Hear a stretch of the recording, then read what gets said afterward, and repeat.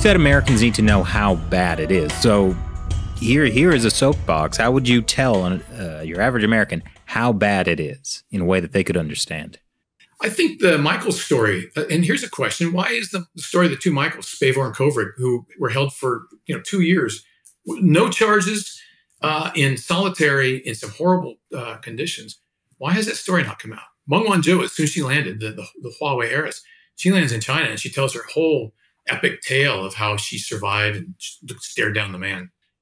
Why have we not heard from the Michaels? Was there an agreement made that they would not tell just how horrible the conditions were in China? What kind of, that's barbaric, right? We call that hostage diplomacy. These are stories that touch, on the common person. Media is the surest way to do it. There's a good documentary out there called In the Name of Confucius that people should watch. It talks about how Confucius Institutes really work and what their agenda really is. It's going to happen through this medium, right? Whether it's Instagram for my kids or Reddit or stuff that I'm not familiar with, not Twitter. But we got to get the word out. And it's got to be people other than me telling the story. It's got to be my daughter's friends who go or the like. It's got to come from people they know and trust. We got to start that TikTok channel. That's where the kids are. Yeah, you'll get punted pretty quick. Yeah. I mentioned earlier, the best lever the PRC has, its genius, is not actual money going into pockets. It's the promise of money going into pockets.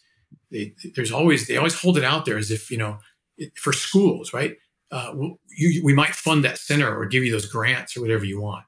I mean, they don't ever have to actually commit funds to these things. It's the promise of largesse from the China market and all that stuff. I mean, and that payday never comes. That never comes. That's exactly right. Or if it does, it comes with so many strings that you wish you hadn't made the deal. Our debt service suspension initiative, DSI, came out of the Paris Club. It was basically looking at the damage that COVID has done to the global economy, and the 77 poorest countries who are going to suffer the most won't be able to make their debt payments to the PRC on their Belt Road project stuff. And that process should continue. It sort of got held up. But these are elegant ways of getting at this nefarious activity and to expose it for what it is. Because there's a lot of African countries right now going, this is not the deal we made, right? But the loan has non-disclosure language in it. So if they do disclose, then there's monetary and legal penalties. Again, all we got to do is expose it. When people see it, they'll get it. And then everyone will see, oh, they've been doing this to all of us. Exactly. Yeah, that is very much, when you were talking about holding out the promise of money, totally, entirely what the Belt and Road is built on. Yep. And as we know, the poster child for this is the China-Pakistan Economic Corridor. I mean, just that one's easy. Just Google it and you'll see, 15 Chinese engineers blown up on a bus here, 3 engineers dead here. The Pakistanis don't like it. It violates their sovereignty. And we've seen that PRC don't make great neighbors or guests. In Africa, well, think about Libya. When they evacuated Libya, the non-combatant evacuation operation, 35,000 Chinese workers were in Libya. Nobody had any idea it was to that size or scale. If you were to count the Chinese workers in Africa or on the Belt Road projects, I think you'd be shocked that, this is how you create jobs, because there aren't jobs in China. Is how you population pressure relief is through these programs. And again, Chinese companies won't hire local. They only hire their own people. Well, so one thing we've talked a lot about on the show is the idea of decoupling with China. But I know you say we shouldn't call it decoupling. Why is that? So decoupling is a Chinese term that they floated, and it implies that, like, two gears in your transmission, that the relationship is nice and discreet, right? And so we can pull that back, but leave this intact. The fact is, our systems are two trees that have grown too close together, and the root balls have become completely entangled by design. And so that if you cut this one, you actually have damage elsewhere. There's no discrete way to eliminate one activity without hurting the rest. And so I'm thinking of all the supply chain issues. Right. And you're seeing it in spades right now. So disentangling is a better word. And I use two trees as an example. And the other day, the better analogy would be a forest with kudzu in it.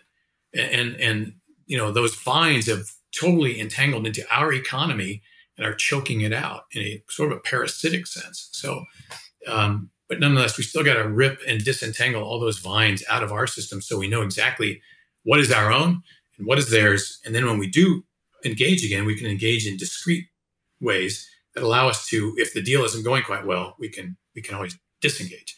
Can't do that right now. But I mean, disentangling requires the cutting of vines on both sides. It can be painful. Right? Which is, yeah. It can be very painful. Well, yeah, that is one thing that I was thinking about when you're talking about this whole cutting trees or whatever, vines, is that people don't really want to hear that it's going to be painful, right?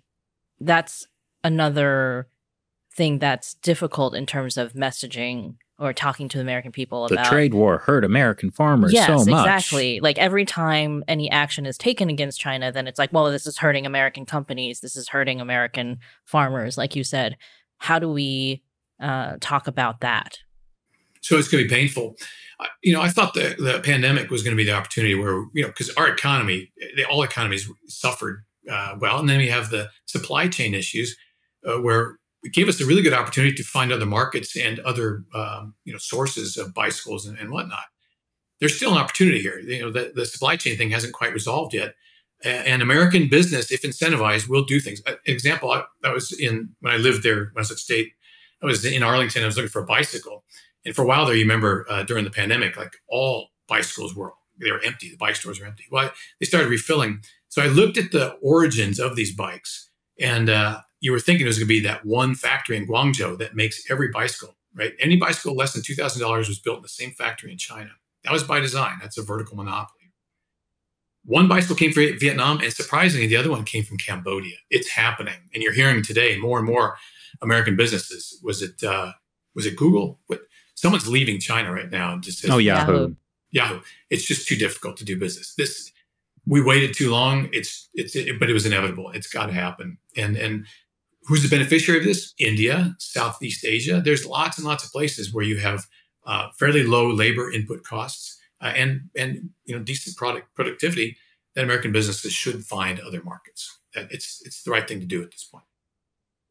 So I like what you were saying about calling it disentangling, the idea that there is a parasitic nature to this, because, like as you mentioned, disentangling was by design. And what we're seeing is the Chinese Communist Party heading to a place where it no longer needs the United States.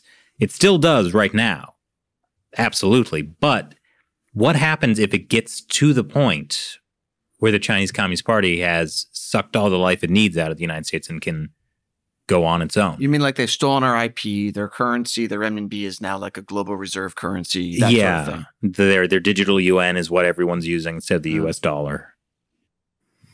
Well, I'm happy to say we don't have to speculate on that because people are awake now, and seeing is believing.